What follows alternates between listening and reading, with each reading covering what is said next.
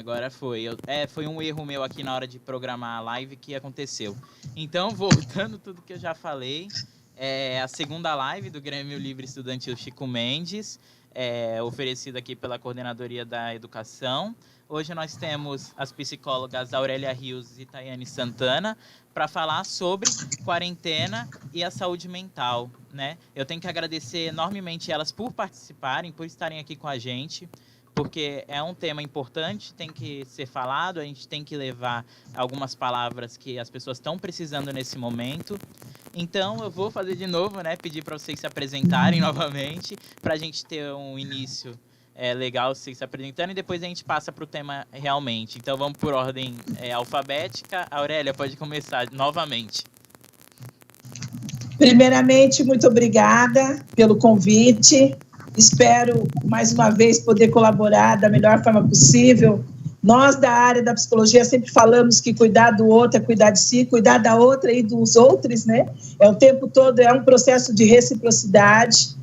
Eu sou psicóloga com atuação social e comunitária, sou mestre em Ciências da Saúde pela Universidade Federal de São Paulo, atuo, né, na área da saúde pública há 20 anos, no campo da psicologia há mais de 15.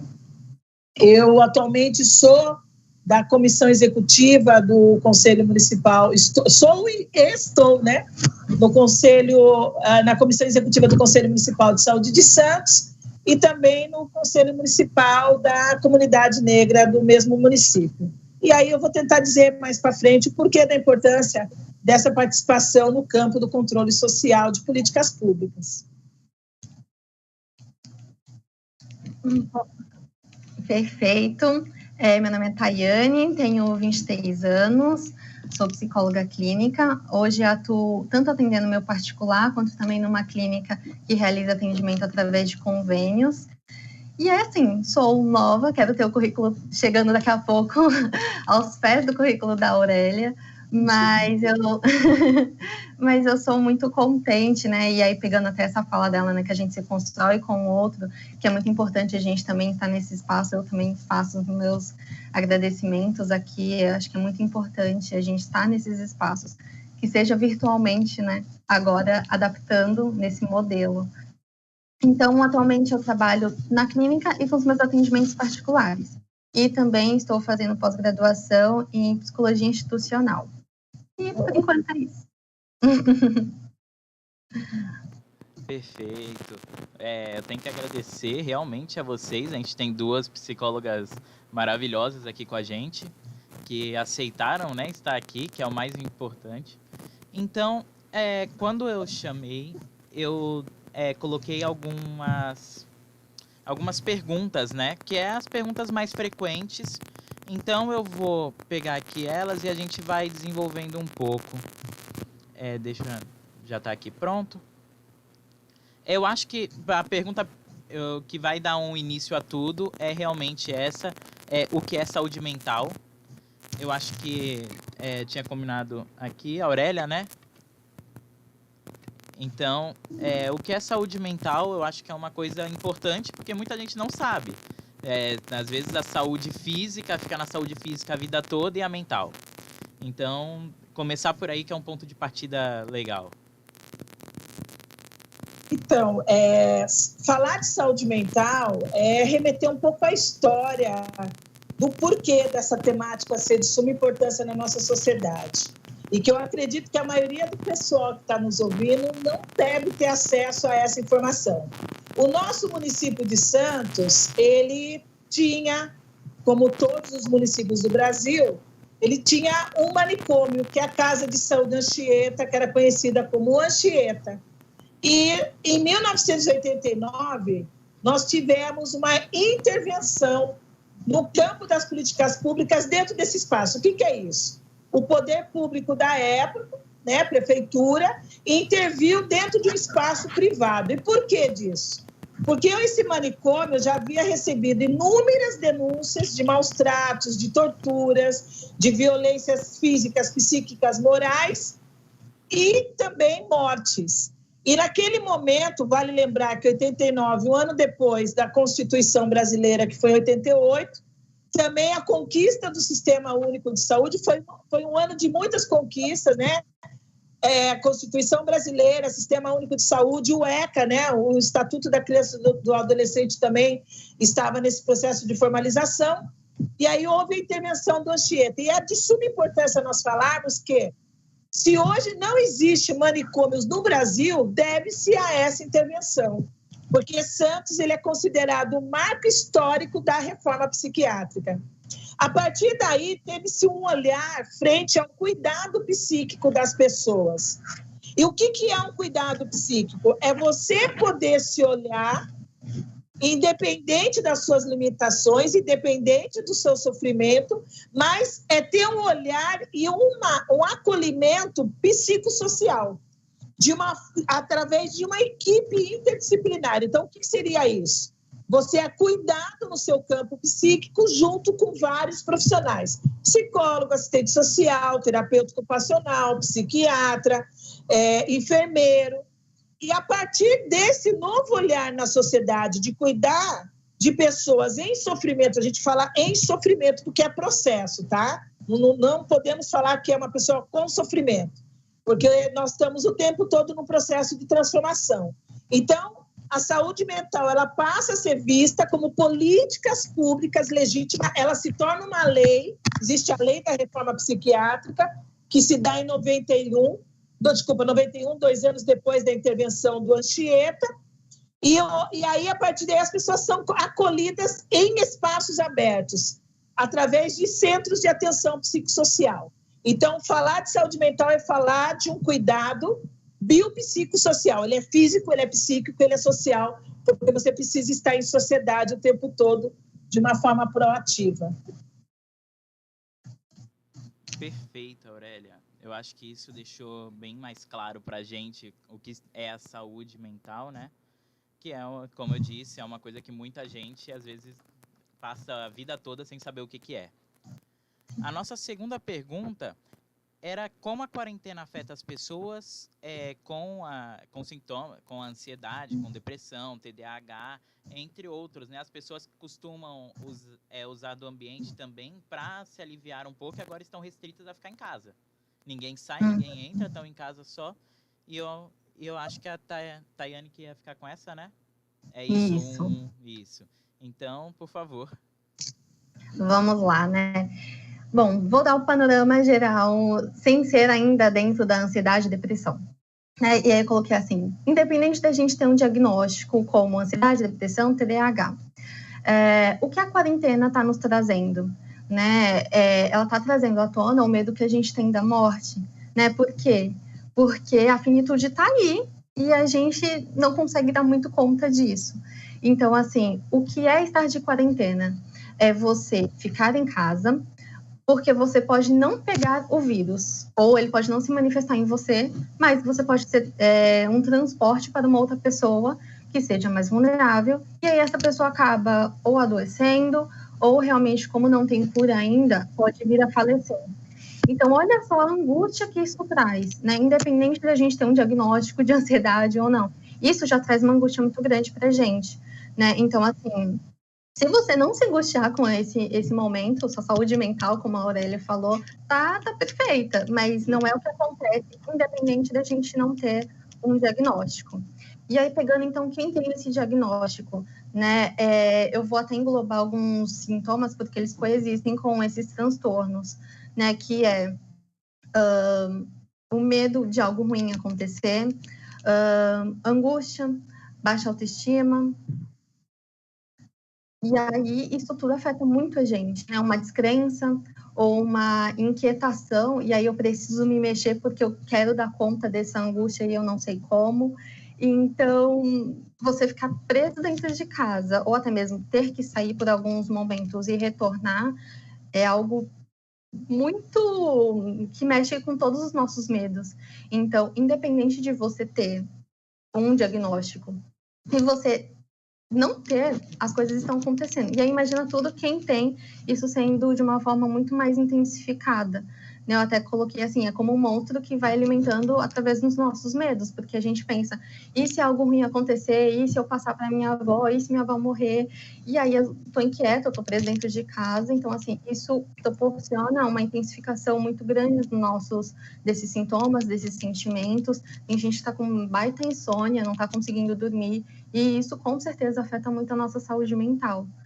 E aí, para resumir, é isso. Perfeito. Com certeza, né? Eu falo que o maior medo que eu tenho é o medo da morte, realmente. Não é nem o medo da morte, é o medo que vai vir depois, no caso. Uhum. Né? Mas isso é problemas meus aqui dentro. Vamos lá. A terceira pergunta que a gente separou foi: as pessoas que passavam por psicólogos e pararam por não acreditar na eficácia das consultas online, como mudar a visão dessas pessoas? Eu vejo muitos psicólogos pararam de atender em seus consultórios, realmente, porque não tem exatamente. Há psicólogos que são mais velhos, que estão no grupo de risco, ou seja, eles pararam porque não tinha como naquele momento continuar e eles arrumaram um jeito de continuar via online. Eu falo isso por experiência própria, minha psicóloga fez isso. E muitas pessoas agora simplesmente desistiram, né? Falaram, não vamos mais, porque não acredita na eficácia ou dá outra desculpa. Como a gente pode fazer para mudar essa visão dessa pessoa? Porque é importante ela continuar com o seu acompanhamento, né? Então, Aurélia, por favor. Bom, primeiramente, antes de falarmos, né, da desistência das pessoas em não se cuidar no campo psíquico online, é alarmarmos que as pessoas elas não se cuidam em nenhum momento. Infelizmente, a psicologia, ela no campo no campo da saúde, ela é considerada um ato de luxo. E sabe por quê? Porque a psicologia, infelizmente, por muito tempo no campo clínico, ela se prestou um papel de acolher as pessoas que têm um poder aquisitivo melhor. Só para vocês terem ideia, eu tenho pessoas que eu acolho e que a bisavó fazia análise. Se eu perguntar para vocês, a bisavó de vocês fazia análise? Por que isso foi... E esse processo de desconstruir a psicologia somente com uma classe privilegiada é uma luta constante do nosso campo de trabalho. E vou mais longe. Eu sempre dou essa informação, porque antes de ser psicóloga, eu fui professora de ciências humanas, né? Dei aula quem me conhece sabe, dei aula de história, geografia, filosofia, sociologia. Eu sempre falo o seguinte: nós aqui, nosso Brasil, nós somos uma colônia de exploração e não uma colônia de povoamento. Então, o tempo todo nós fomos constituídos historicamente a pensarmos que tudo é pecado, né? Que cuidado é algo... Ai, ela sumiu.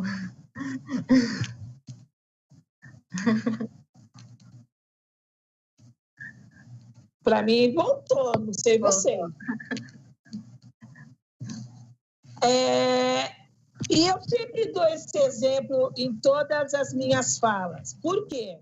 A região da América do Norte era uma região de povoamento. E ali o protestantismo estava presente. Então, quando a gente fala que a população da América do Norte, Estados Unidos, Canadá, é muito diferente da pessoa da América do Sul, é porque a gente tem que remeter na história que lá era uma colônia que as pessoas foram para povoar, né? Que tinha um significado, que o clima era muito parecido com o clima da Europa e que aqui era uma exploração de matéria-prima. Então, vocês imaginam que as pessoas que vieram para cá vieram para explorar essa terra.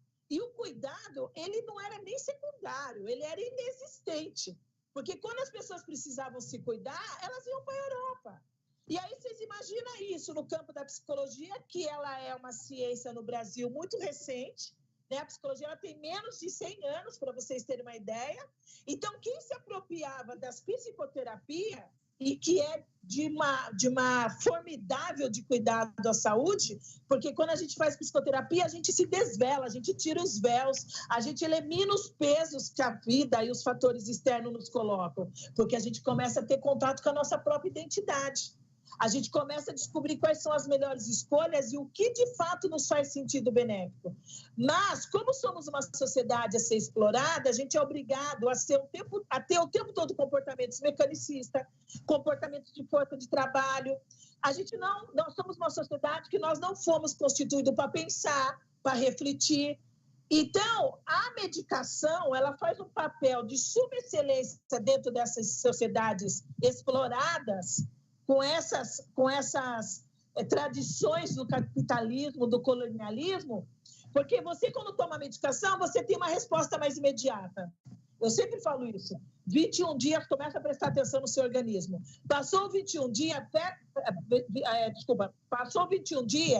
preste atenção 3 meses depois. Você vai ter que voltar, porque seu organismo ele já se adequou, outras reações apareceram, e aí começa a aumentar a dose, troca de medicação, e aí você passa a ser refém o tempo todo. Eu não estou dizendo que a medicação ela não é um recurso significativo, ela é um recurso significativo, desde que você se iguale com a psicoterapia. Porque você, quando toma medicação, você está querendo resolver alguma coisa que, infelizmente, naquele momento, você não está dando conta. Então, se você não faz a psicoterapia, que tem uma pessoa que tem uma escuta diferenciada, sabe o que é a escuta diferenciada?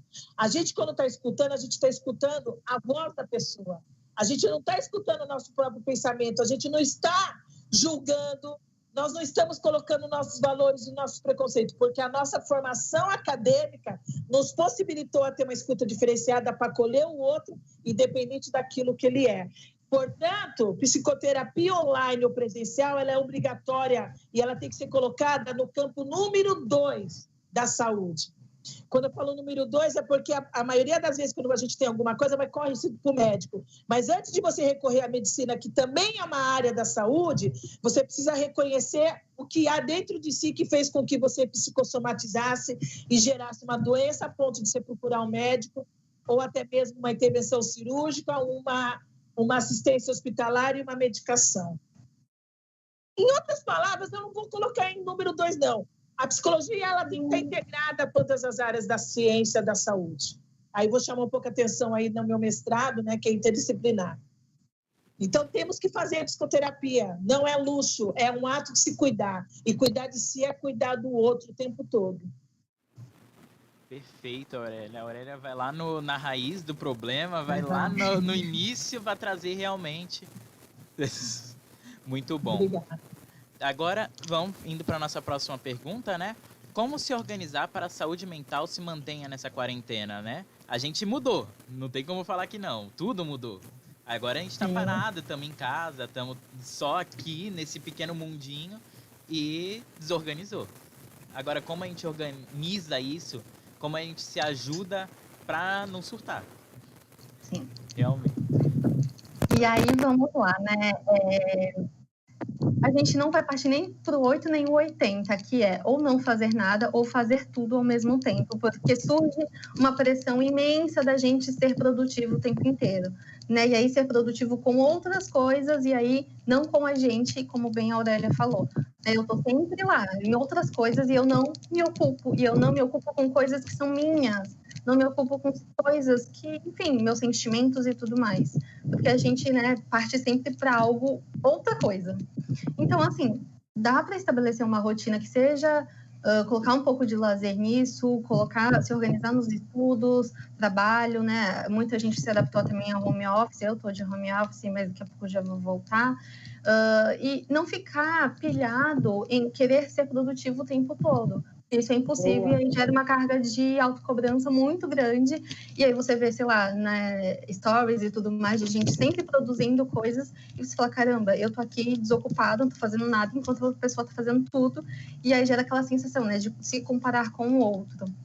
Então, nem ser 8 nem 80. Dá para tentar achar algo que lhe convém, porque assim, eu sou uma pessoa que, por exemplo, eu não consigo me organizar de noite, eu prefiro o dia. E tem gente que não, que é ao contrário. Tem gente que gosta de acordar talvez no meio da tarde, e se organizar talvez na madrugada, enfim, porque talvez seja o ritmo que essa pessoa leva.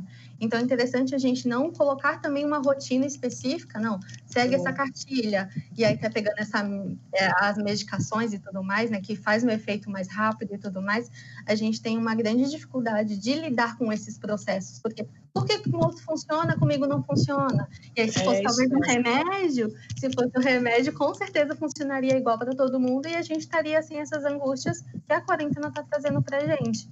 Então, assim, nem 8, nem 80, mas que a gente ache o nosso ritmo próprio. E para isso eu tenho que ver as minhas questões, eu não posso ver as questões, talvez, de vocês, como vocês se organizam. Talvez seja uma boa, seja uma ajuda, mas que eu não pegue isso como algo, sabe, exato, como algo, não, eu tenho que seguir essa rotina porque a Odélia falou, porque o Pedro falou. Não necessariamente, tem que ver o que cabe a mim, dentro da rotina até mesmo que eu estou estabelecendo em casa, ajudando mãe, quem mora sozinho, com os seus filhos. Então, assim, tem toda essa questão. E a gente tem que parar e pensar na gente, que isso é difícil, que isso a gente não para fazer, mas é interessante. Então, é isso.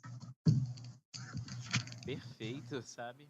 Realmente a questão de ser produtivo o tempo todo e às vezes a improdutividade é mais interessante do que a produtividade. Com certeza.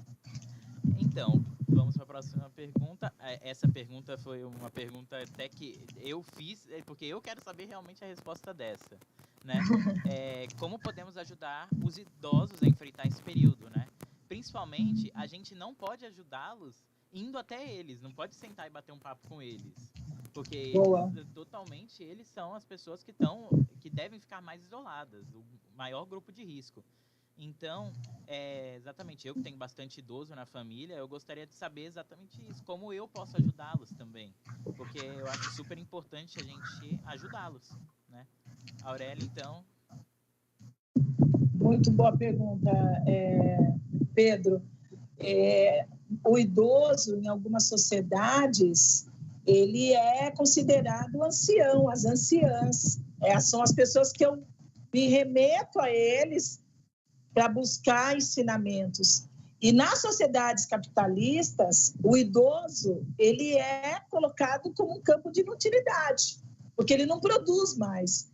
Eu achei interessante, né, quando você falou, a Aurélia remete muito na raiz, porque eu tenho uma formação no campo das ciências sociais que me trouxe esse entendimento, esse olhar de mundo, de ser humano. E quando eu fui para a psicologia, consequentemente, eu fui buscar uma psicologia que falasse do ser humano de uma forma histórica, social e política econômica. Porque a partir do momento que a gente está mergulhado na sociedade, nós não somos um ermitão, nós não somos um só corpo biológico, a gente é um corpo biopsicossocial, ele é físico, ele é psíquico, ele também é social. E o idoso, nesse momento da quarentena, eu sempre oriento isso, evitem buscar informações o tempo todo. Remete-se a buscar conhecimento nas fontes principais. Quais são elas? Organização Mundial da Saúde, Ministério da Saúde e, no final do dia, Secretaria Municipal de Saúde do seu município. Ponto. Porque as redes sociais, os jornais, eles têm uma pessoa, né, um profissional que vai estar buscando essa comunicação e vai estar se atualizando. Mas nós vivemos num campo de tecnologia da informação, então são muitas coisas. E o idoso, ele sempre é colocado como campo de risco, ou melhor, como corpo de risco. Ontem eu também participei de uma live, eu até peço assim, compreensões para as pessoas que eu não estou conseguindo divulgar em tempo hábil, né, os locais que eu estou participando. É por conta da nossa demanda, tá? E Thaí pode confirmar. Sim. Apesar de ter pessoas desistindo da psicoterapia, mas a oscilação emocional, ela está para não falar tsunami, para não assustar as pessoas, mas ela está num processo de turbulência o tempo todo. E você tem que estar atento, estudando isso para poder dar o melhor suporte técnico semanalmente, muitas vezes até diariamente. Até diariamente, a gente está trabalhando mais, inclusive. E o idoso, voltando, eu falei isso na semana passada, ontem eu também comentei sobre isso. É igual na época do HIV, década de 80. Existiam os corpos que eles eram considerados corpo de risco, né? Que eram os corpos dos homossexuais, das trabalhadoras do sexo. Quando os homens heterossexuais, as mulheres hétero, que viviam numa relação de casamentos monogâmicos, começaram a adquirir a doença, opa, o que está acontecendo? E a pandemia é a mesma coisa. Então, dizer que o idoso é um grupo de risco pela idade dele, compreendemos por conta do campo imunológico. Mas ouvir isso o tempo todo numa pessoa que já está acreditando no seu final de vida, eu sempre falo que, independente da idade que você tenha, continue se cuidando, fisicamente, psicologicamente, socialmente. Não dá para você ficar refém e aquém da sociedade. Enquanto você está vivo, você precisa continuar no processo de transformação. Então, como cuidar dessa pessoa idosa que está exigindo um cuidado um pouco mais acentuado nesse momento? Escutando, acolhendo, se colocando à disposição, principalmente essa juventude que vive o tempo todo na tecnologia. Eu fui criada com a avó enquanto meu pai e minha mãe trabalhavam. Então, eu tenho um respeito master pela população idosa, porque eu aprendi muito ouvindo a minha avó.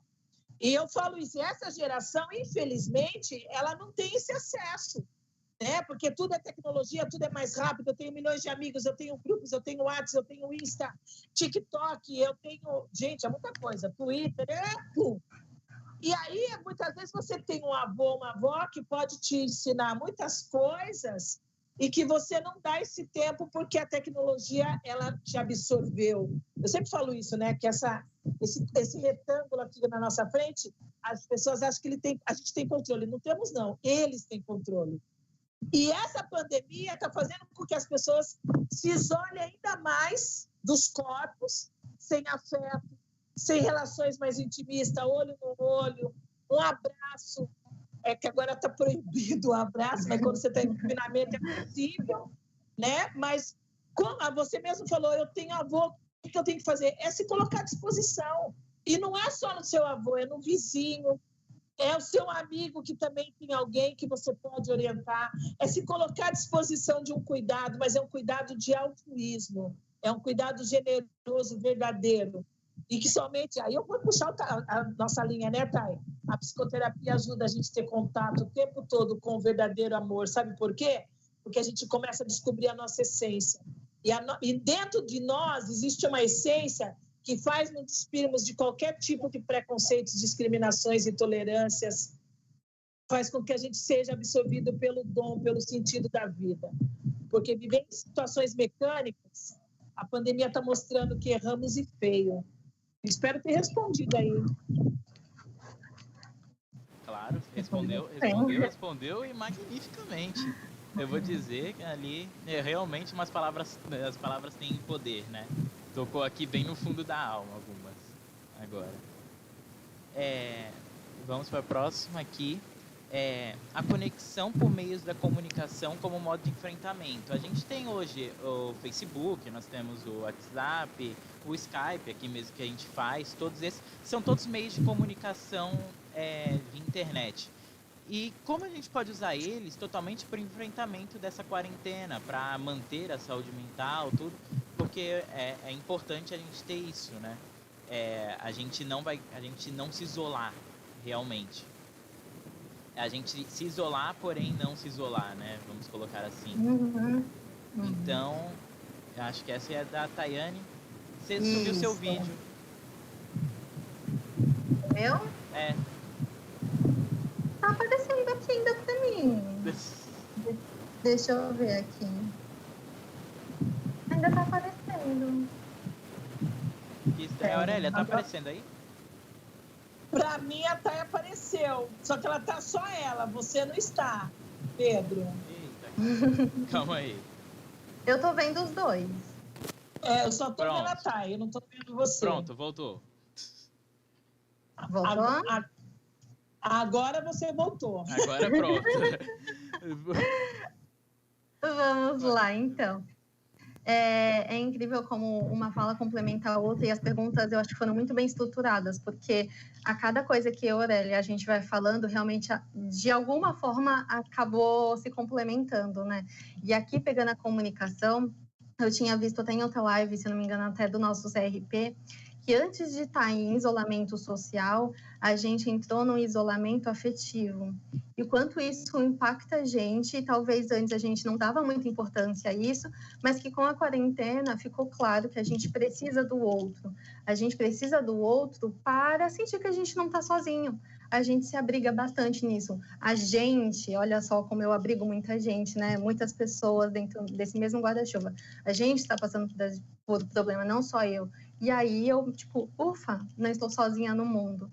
E aí a conexão veio como um modo de comprovar para a gente que a gente só precisa, né, do outro, a gente precisa estar em conexão, e vou até mais além, não só em conexão e aqui mesmo até de internet, mas como a gente precisa criar laços, como talvez através de uma live isso está criando laços, enfim, as pessoas estão compartilhando dessa ideia, estão gostando, está rolando além da conexão de internet algo que as pessoas pensem, né, que sintam, que está tocando na alma, você mesmo até falou, e como isso perpassa qualquer tela, qualquer retângulo e tudo mais, e atinge na gente.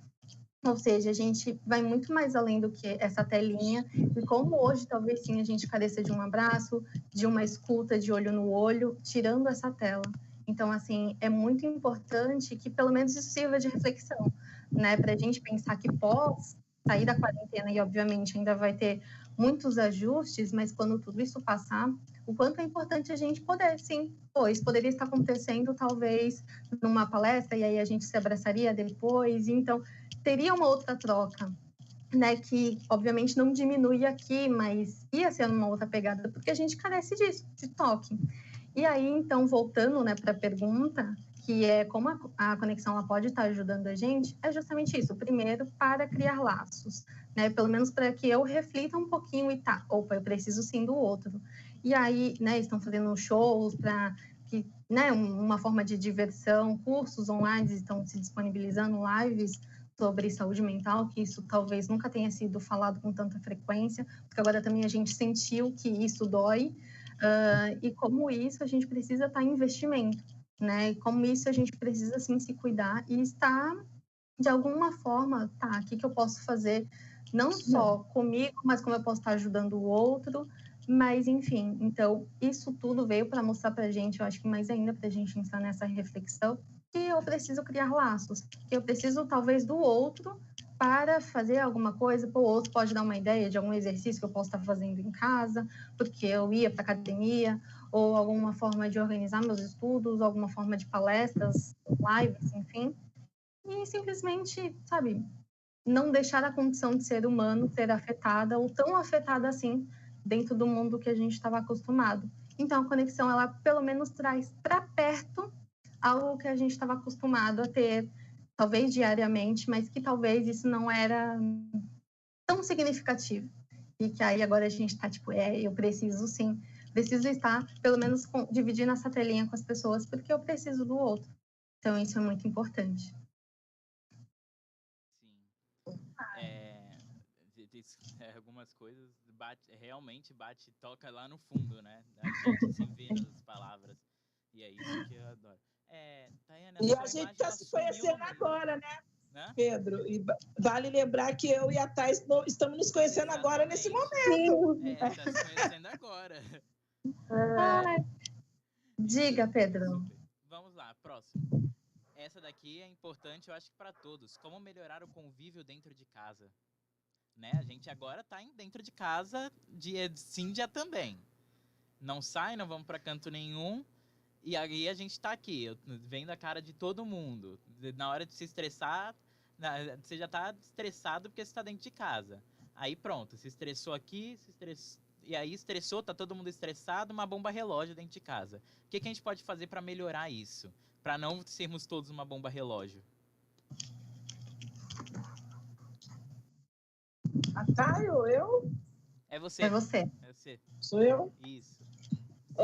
Então, acredito que a Thay, ela respondeu, né? Vou só reforçar um pouco mais em cima, obviamente, com todo respeito, em cima da resposta dela. São as relações de afeto e saber dividir o espaço. Isso também está pegando, né? Vou mais longe, além de dividir os espaços, é se integrar. Quantas vezes nós não estamos dentro de casa, mas tem uma mãe no celular na sala, o pai no quarto com o celular em outra, a filha com outro irmão na rua. E vou mais longe, com toda a cautela, com todo sigilo, sem expor ninguém. Eu tenho casos no consultório de que a primeira vez que a família sentou para poder dialogar em olho no olho foi dentro do espaço psicoterapêutico. Porque as pessoas, até para combinar o que ia comer no jantar, se comunicavam pelo celular. E isso é um campo de adoecimento, né? Você permitir que uma máquina interfira num possível diálogo olho no olho, numa troca de afeto, numa troca de carinho. E agora, nós estamos sendo obrigados a conviver e, mesmo com a máquina, ela não está dando conta. Então, como fazer a convivência? Além de integrar os espaços, é mudança de hábito. E como que você muda hábito? Quando você começa a perceber os conflitos e os confrontos no seu envolto. Se eu não estou mais conseguindo conviver com uma pessoa, é porque essa pessoa não corresponde mais comigo. E se ela não corresponde comigo, o que foi que eu fiz na minha existência frente a ela para que isso não acontecesse? A Thay comentou, né, sobre a questão das insônias. Está tendo as insônias do confinamento, né, as separações conjugais. Eu sempre falo isso, existe a ex-mulher e o ex-marido, mas ex-pai, ex-filho, ex-filha, ex-mãe não existe, ex-tio. Então, a gente vive numa árvore genealógica. Estou vendo ali no fundo, né, na Thay, o símbolo da psicologia com a árvore. Nós somos uma árvore, uma raiz. Então, a gente precisa compreender se eu não estou bem com aquela pessoa, o que é falta dela, ou o que está nela que está faltando em mim e vice-versa. E aí existe uma coisa que se chama humildade. Eu preciso tirar de mim todas as armadilhas e as armaduras que me impedem de dizer a ela ou buscar saber o que está acontecendo, para que a gente consiga se integrar. E, acima de tudo, o perdão. O perdão, ele sempre vem num contexto, né, muito religioso, mas o perdão, ele perpassa pelo entendimento de que eu quero uma convivência simplesmente harmoniosa com outra pessoa, com a natureza. Se eu jogo um papel na rua ou se eu chuto uma árvore, eu estou, na verdade, agredindo um ser em existência que está comigo nesse planeta. Eu vou também aproveitar aí, Pedro, atrás de você tem o Che, né? Que é uma referência de revolução. Ele mesmo já dizia, aquela velha e antiga fala dele, podemos ser duros, mas ternura perder jamais. O que ele quis dizer com isso? Podemos sim fazer transformações sociais, mas temos a ternura dentro de si. Eu acredito que, desde o momento que a gente se descobre um ser pensante, a gente precisa colocar neste entendimento que eu preciso, o tempo todo, aprender, entender, compreender e aceitar o outro, mesmo que ele seja diferente de mim. Porque aquela diferença dele provavelmente é alguma coisa que falta ou que eu não quero ter contato comigo. E a hora que a gente aceita isso, meu querido, olha lá, pessoa em situação psíquica, em sofrimento psíquico, que é considerado, eu não gosto desse termo, de uma forma pejorativa, um doente mental, uma pessoa em situação de rua, uma pessoa que está em sistema prisional, uma pessoa que bate muitas vezes na nossa porta, Thay, que tem valores muito nada condizentes com a gente, que a gente precisa se despir dos nossos valores para poder acolher, porque naquele momento ela só tem a nós. Então, a gente vive vários corpos diferentes na sociedade. Para poder conviver, isso é macro. Agora, isso, no micro, trazer isso dentro de casa, eu acredito que é um exercício que teremos para transformar essa sociedade, com ternura, com respeito, com reciprocidade, com compreensão. Temos que mudar, porque do jeito que está, a pandemia está provando o tempo todo para nós que não dá mais para a gente continuar a exercitar e a exercer dentro dessa sociedade considerada humana a forma que está. Não dá, porque a gente vai ser extinto, e já estamos, né? Não estou dizendo que o coronavírus está extinguindo a humanidade, mas... mais um detalhe só. Vocês observaram como o ar está puro? Sim. Quando você anda gente, andar em... Eu sou aqui é Santos, né? Eu estou em Santos. A gente anda em Santos e a gente está sentindo o cheiro do mar.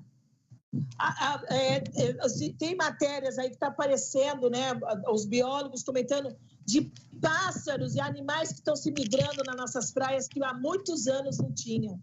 Então, se a gente for ver, o ar está limpo. Olha, precisou ficarmos confinados para a gente perceber o quanto estamos estragando esse planeta. Né? Sim. Então, para a última pergunta que a gente tinha combinado, depois eu já recebi algumas aqui do pessoal. Eu acho que é uma das perguntas também que aflige a maioria de nós, como se lida com a solidão, né? Agora a gente tá dentro de casa, a gente tá no momento em que, tudo bem, tem a família, tudo, mas a gente percebeu que a ligação que a gente tem fora é tão grande, né? Tá em contato com pessoas, a gente sempre, mesmo que a gente vá ali na esquina, é sempre um contato tão firme, e agora a gente perdeu o contato, a gente tá meio só. Como lidar com isso? Né? E aí vamos lá então. Primeiro, a gente tem muita também dificuldade de encarar algumas palavras, né, tipo sofrimento, solidão, como algo muito pesado, né, sendo que às vezes são emoções e que a gente precisa sentir elas, né? A gente valoriza muito a alegria, a felicidade, mas como a tristeza, a raiva, a solidão, elas coexistem, elas precisam, né? Elas precisam estar aí, a gente só precisa aprender a dar conta disso, né? E aí, inclusive, é vivendo com o outro que a gente, de alguma forma, tem que aprender a ser sozinho. É em contato com o outro que eu tenho que aprender, opa, em algum momento, algum espaço tem que ser meu. O compartilhar esse espaço também, né? Não, pera, agora eu tenho que, sei lá, sair do atendimento, né? A gente também não comprometendo o sigilo, mas às vezes os atendimentos são 50 minutos, e a gente dá uma pausa de 10 minutinhos para depois iniciar outro. Então, assim, a gente precisa, opa, pera, deixa eu respirar aqui um pouquinho. Aí depois eu volto e aí compartilho o meu espaço também com esse outro. Então, nem sempre estar sozinho é uma solidão no sentido de pesar, no sentido de algo ruim. É só você estar em contato com você. Só que como faz isso, né? Isso talvez a gente não aprendeu, porque a gente ou se auto-sabota, ou tem outras coisas que quando a gente está sozinho, venha na nossa mente. Né? O quanto eu não sou suficiente, o quanto o outro é melhor do que eu, porque até mesmo nesse compartilhamento, coisas e eu não, então eu não mereço, então, enfim. E aí eu começo ideias e pensamentos que não necessariamente são verdades, né? E que, obviamente, também a terapia, ela é um bom lugar para isso. E se a gente entender a importância dela, né, não só como um lugar elitizado, né, como a gente também falou no comecinho, de ser algo de luxo, mas como entender que a gente também precisa estar assim, talvez se despindo de muitas coisas, que também é um baita de um combate à solidão, porque você tem contato com você. E aí, talvez, dentro disso, a gente também precisa suportar, às vezes, a dor. A gente precisa entrar, sim, em contato com a nossa... Precisa estar em contato, né? Eu até coloquei aqui, a gente tem que aprender a suportar. E aí, óbvio, na era do medicamento, eu estou com uma dor de cabeça, eu vou tomar um remédio porque eu não quero sentir isso. E a gente faz isso com a maior natureza, porque a gente se acostumou, né? E aí vem todos esses sintomas que uma psicoterapia, por exemplo, poderia estar ajudando, ou simplesmente parando, às vezes, estando, talvez em casa agora, né? Meditando, refletindo um pouquinho, voltando uma energia que a gente investe numa rede social, que a gente investe nessa relação de comparação com o outro, talvez pegar essa energia toda e transformar, tá?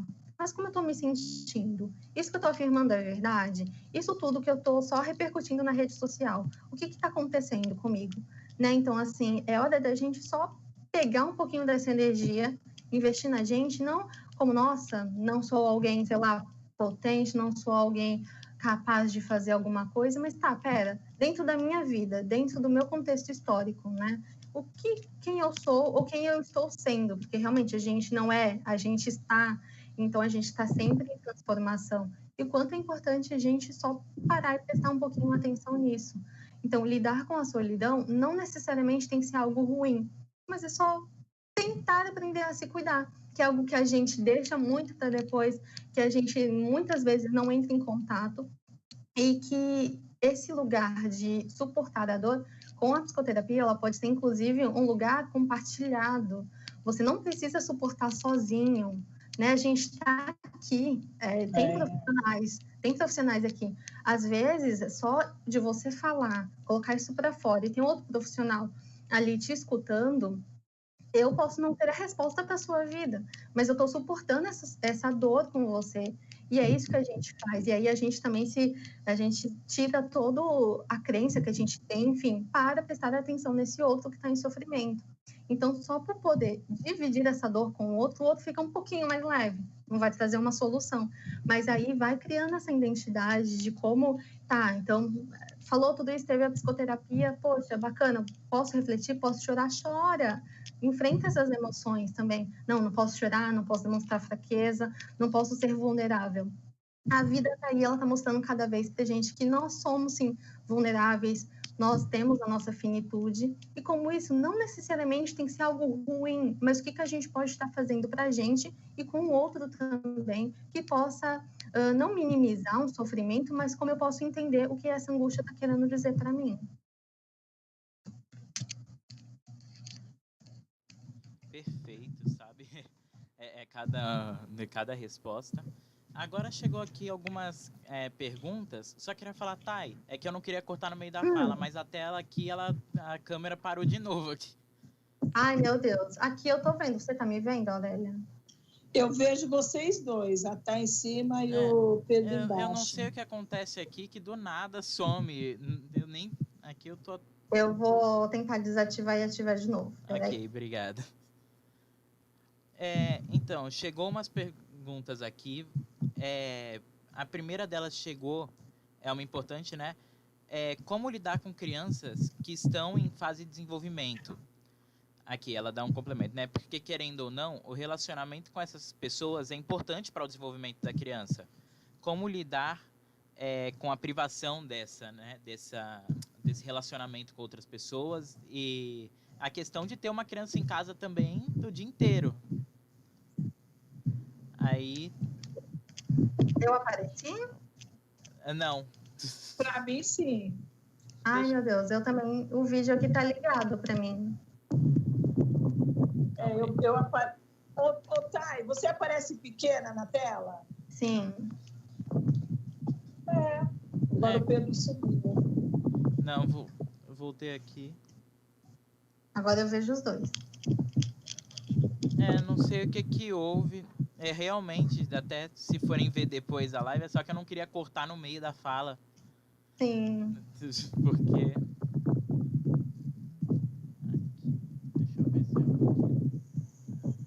Ativar vídeo recebido. Permitir. Vamos ver. O da Aurélia aparece. Deus. E o seu não. Em cima tem 4 quadradinhos. Eu toquei ali e eu vi vocês. Será que não é isso? Tentar ver pela... Não ali embaixo, em cima. Quando eu toco... Até nisso, hein? Estamos também aprendendo a nos comunicarmos através desses aplicativos. Poxa, aqui eu vejo os dois. Voltou. Voltou? Voltou. Ai, que bom. Vamos lá. Vou aqui, então, retornar, né, a pergunta que tinha feito. Como lidar com crianças que estão em fase de desenvolvimento? Porque, querendo ou não, o relacionamento com outras pessoas é importante para esse desenvolvimento. E como lidar com a privação na questão de ter criança em casa e tal. Tá aqui. Aí, não sei... Aurélia, por favor. Bom, brincadeira, eu sempre falo isso, né? A criança, obviamente, em fase de desenvolvimento, assim como todo mundo, mas principalmente a criança precisa brincar. E existe, eu acho, nesse momento é usar a criatividade. Eu sou de uma cidade, eu nasci em Rio Claro, né? Uma cidade do interior, então eu lembro que na época de chuva, Então, tínhamos que ficar em casa. Aliás, é bom demais pisar em poça d'água, né? Eu tenho cada lembrança boa. Mas, quando ficávamos em casa, é uma série de coisas que a gente pode inventar, né? Pinturas. Ah, mas tem que ir lá na papelaria, não tem guache. Gente, mas existem determinadas legumes, determinadas frutas que, ao comermos, ao invés de jogar fora, mistura com água, ela vira um líquido. E você pode criar com pincéis, com buchinha, sabe? Buchinha de lavar louça que você não usa mais, é cortar, né? Sementes, pedrinhas. É utilizar a criatividade. O ser humano, se tem algo de suma importância da nossa espécie humana, é a nossa criatividade. Nós somos a única espécie que exercitou, através da descoberta do fogo, e aí eu vou trazer um pouco para a história, né? A antropologia, quando o ser humano descobre o fogo, ele passa a ter uma relação social. Ele ficava no envolto do fogo e aí tentando exercitar a comunicação, porque não tinha mais dia nem noite, né? Porque naquele momento tinha o fogo. Começaram a exercitar a comunicação. Então, começou a criar-se algo. E a criatividade, ela é um privilégio da existência humana. Mais uma coisa para puxar para a psicoterapia. A psicoterapia, quando você acolhe a pessoa através da escuta, ela começa a pensar em algo, a criar uma situação, uma estratégia, que até então ela não imaginava que tinha. Então, mas a criança não para. É muito simples, né? Você quer dar um aparelho.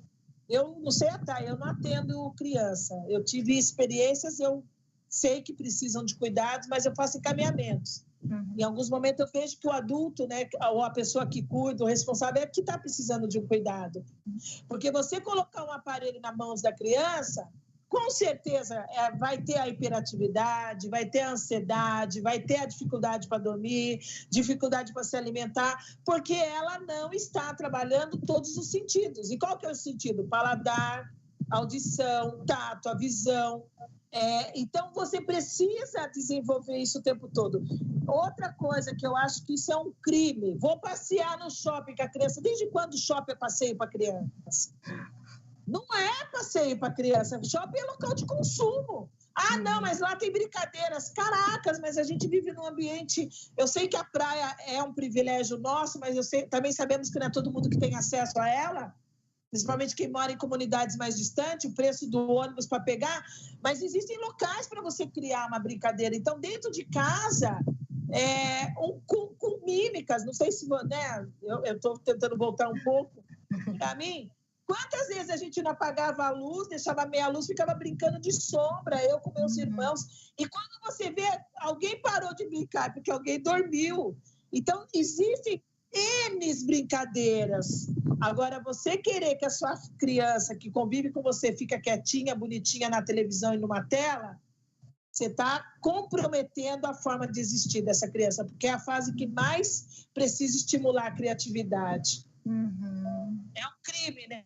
Infelizmente, eu quando saio e vejo uma mãe, ele quer brincar, ela dá uma telinha ali, eu falo, putz. Promete mesmo. Só um parênteses também, só para lembrar uma coisa. Eu lembro de uma situação no consultório que a mãe dizia que a criança não interagia com ninguém. E aí, não, porque eu levo, briga. Eu falei, então vamos fazer um passeio, né? E aí eu vou ter uma observação. Eu levei a mãe e a criança, o pai é muito resistente, mas também foi junto, era o companheiro dela, para ir na praia. Meu querido, a criança tirou o sapato e ela gritava, ela pulava, e ela interagiu. Aí a mãe levantava, eu não posso. Eu falei, calma, deixa, ela vai. A não ser que ela grita a criança, mas a criança, ela se sociabiliza muito fácil, porque ela ainda não é contaminada com as questões dos fatores externos que a sociedade nos coloca. Chegou uma pergunta aqui pelo chat. Aqui, ó. Os efeitos na saúde mental de trocar o dia pela noite. Se há algum... aqui, ó. E de dormir em altas horas da madrugada e acordar muito tarde. Se isso pode ser algum problema. A Thay respondeu isso, né? E assim, eu acho que é só uma questão, porque assim, a gente está em casa. Eu mesma, por exemplo, eu estou muito mais no quarto do que qualquer outro cômodo, né? O nosso corpo, ele tá, eu acho que até saiu uma matéria no Fantástico, que uma paciente até falou comigo, que assim, o nosso corpo, ele não está mais reconhecendo que é dia e que é noite, porque assim, a gente está no nosso quarto, ou a gente está na nossa casa, e aí a gente não está saindo, não está gastando energia, e aí então o corpo está entendendo, pera, então não sei o que está acontecendo aqui. E aí não que a gente pegue isso como um problema, mas se é uma questão, por exemplo, que uma pessoa, não, eu quero melhorar, quero sair dessa condição, eu quero, sim, dormir, quiçá meia-noite para acordar, sei lá, 9, 10 horas, e tentar ter uma rotina diferente, né? E é interessante que a gente só veja primeiro por que está acontecendo isso. Se é porque talvez eu já estou envolvida demais com telinhas, né, jogando, se eu produzo muito mais, né, de noite. Tem uma amiga minha que ela é do meio acadêmico, ela é psicóloga, e que ela produz muito mais, talvez na madrugada. Eu não consigo manter esse ritmo, então eu prefiro dormir e talvez ser produtiva de manhã e de tarde. E ela, não, esse é o ritmo dela. E aí, quando tem que acordar cedo, quando é algo assim, e tirando quarentena, era sempre muito difícil para ela, mas ok, é uma condição que é dela. Então tem que ver primeiro qual é a realidade da pessoa. Se não, isso está me fazendo mal, eu quero realmente mudar. E aí, realmente, talvez, não, tá, então hoje eu não vou conseguir dormir, lá, 8 horas da noite. Vai deitar na cama, não vai ter sono nenhum. Mas é primeiro ver as questões. Não, eu quero trocar, mas e como eu posso estar fazendo isso também? Né? Se é, não, eu vou diminuir o meu consumo de telinhas, né? Talvez deixar o celular um pouquinho para lá, tentar ir relaxando durante a noite. Porque se eu tô com o celular e aí é 2, 3, 4, e eu tô com a tela do celular, tá sendo um estímulo para eu ficar acordada. Então, primeiro analisar as questões, o que está acontecendo. Se a pessoa quer realmente mudar isso, para ver como é a condição dela, e aí realmente ir aos poucos, porque não adianta, não. Hoje eu fui dormir 5 horas da manhã e acordei, sei lá, 2 horas. Ah, então hoje eu vou fazer diferente, eu vou dormir, vou deitar 10 horas da noite, vou ficar sem estímulo nenhum, né, sem celular, sem TV, e aí vou conseguir dormir. E aí não é bem assim, mas tem que ser bem gradativo. Mas realmente, se uma pessoa quer mudar essa realidade, não que seja um problema, né, mas é bem particular de cada um.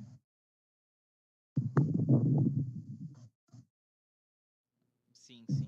Eu demoro um pouco porque eu tenho que vir aqui ativar o microfone, que o meu microfone fica fazendo chiado.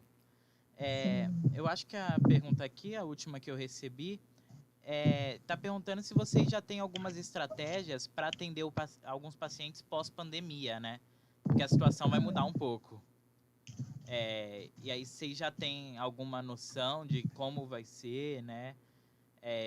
Porque realmente a gente ficou aqui parados em quarentena durante um bom tempo, a gente está passando por tudo isso que a gente está discutindo agora, e aí o pós a gente vai ver algumas coisas novas, né? Vocês têm alguma estratégia, assim, alguma coisa já montada para quando voltar? Estão pensando nisso já? A Aurélia quer responder? Pode ser a Thay, mas eu não estou em confinamento, né?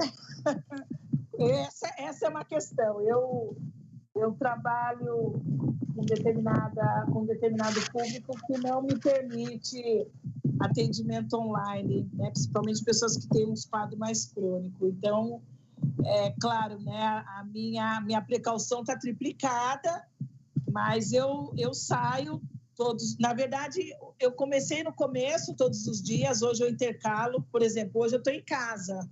Ontem mesmo, na live que eu participei, eu estava no consultório, faço visita domiciliar. Mas agora, nesse período hoje, agora à noite, eu estou em casa. Mas durante a manhã à tarde, eu estava na rua por conta de uma intervenção de um outro quadro, de uma pessoa que eu também acolho, que por conta da pandemia parou de se cuidar, e aí entra em crise, e a gente tem que estar junto com a família, buscando, né, nos espaços urbanos onde essa pessoa se encontra.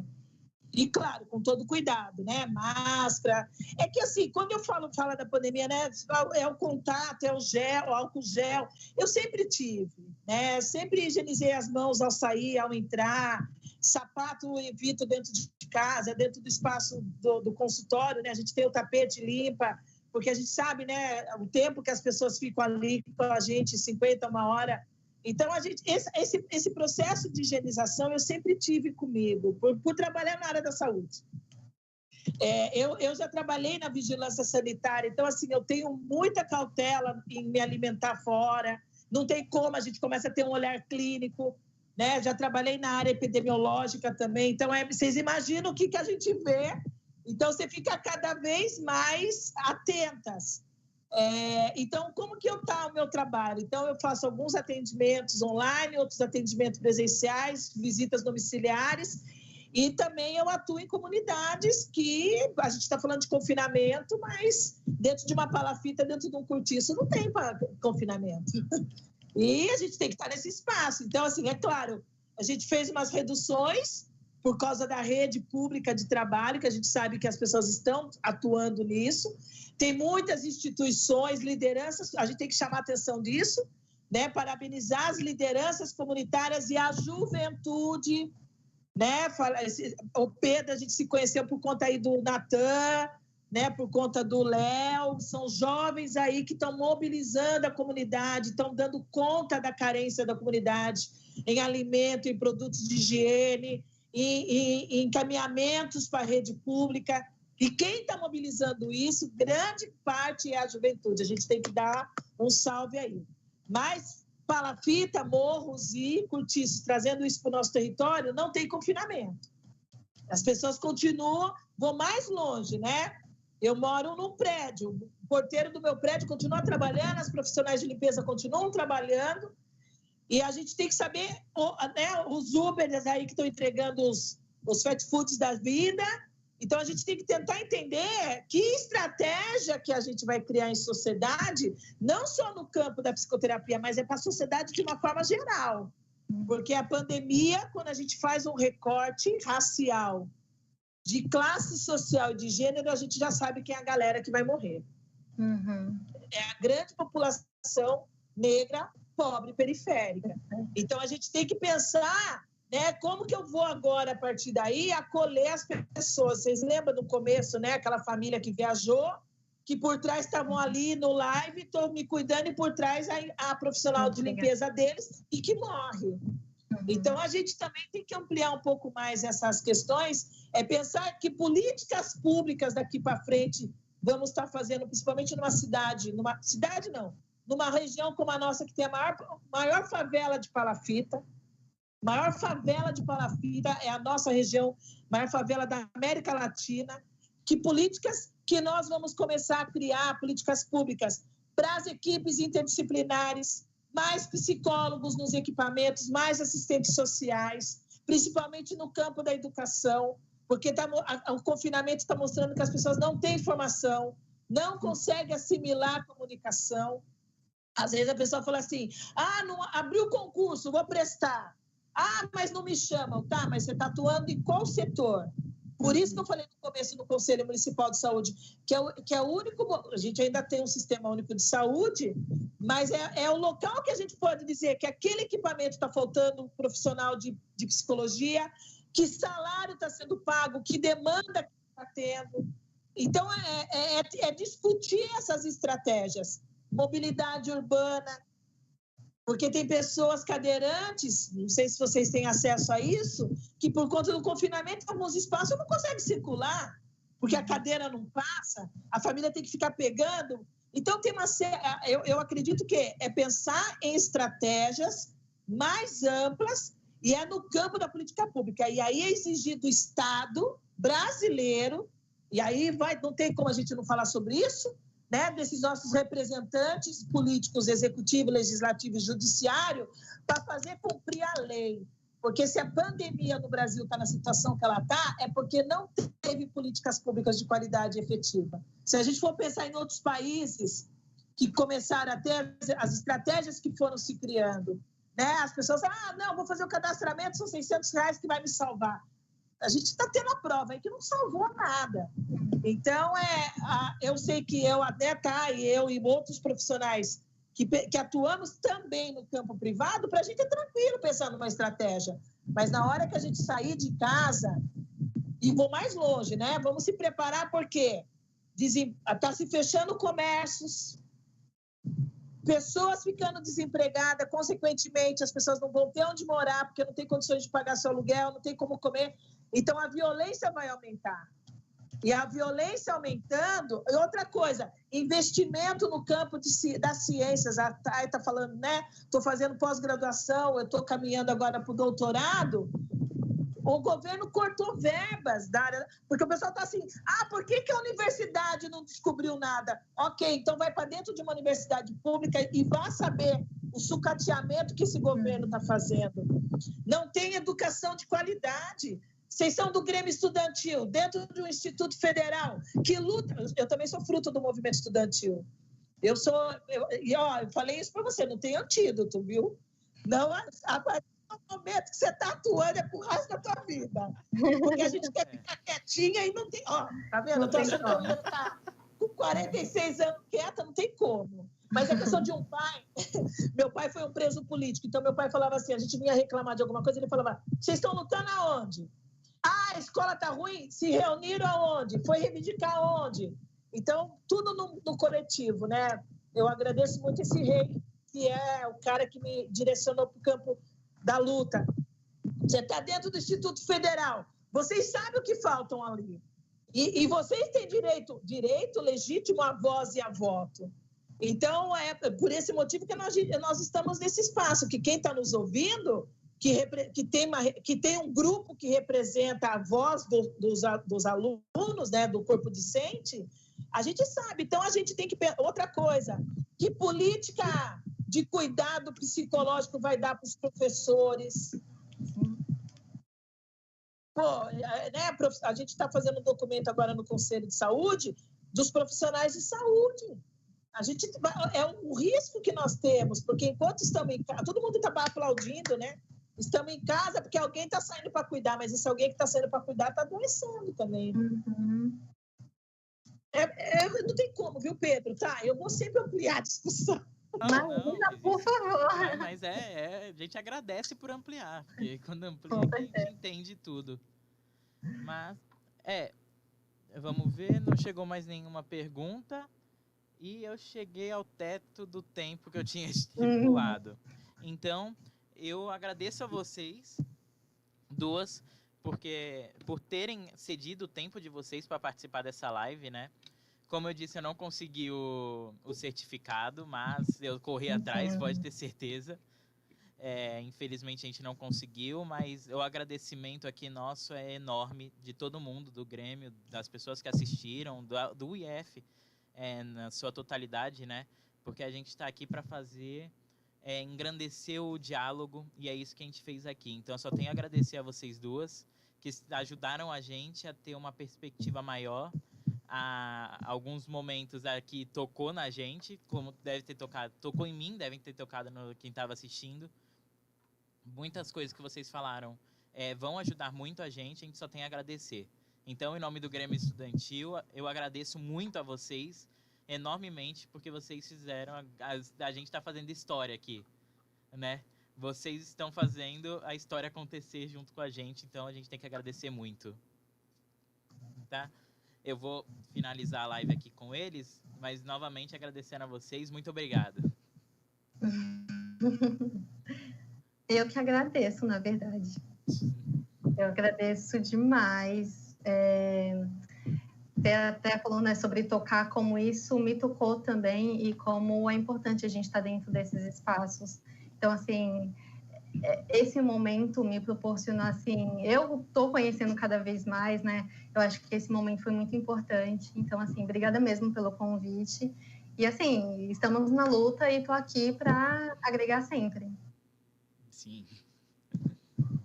Eu sempre falo que gratidão é recíproca. Uhum. Obrigada.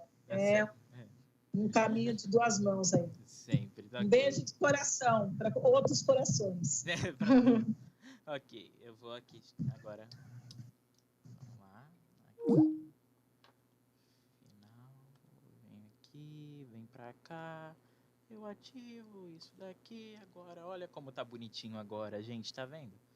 Pessoal, aqui é desenvolvimento, sabe? O bagulho é louco, tá ok? Eu quero agradecer a todo mundo que assistiu, a todo mundo que está assistindo agora o vídeo salvo. Eu tenho muito a agradecer a vocês, porque eu faço aqui, mas vocês fazem isso acontecer.